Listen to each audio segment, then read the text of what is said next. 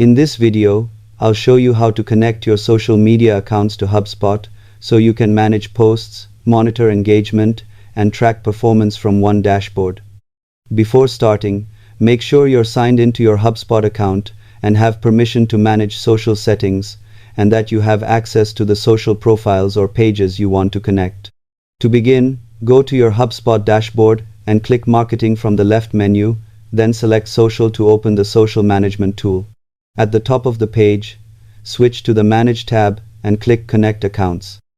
You'll see a list of supported platforms such as Facebook, Instagram, X, and YouTube.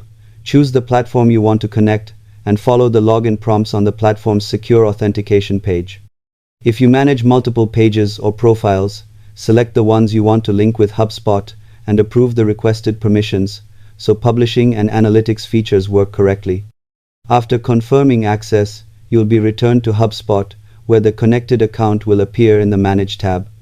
Repeat the same process for any additional social networks you want to link. Subscribe for more simple and practical tech tutorials.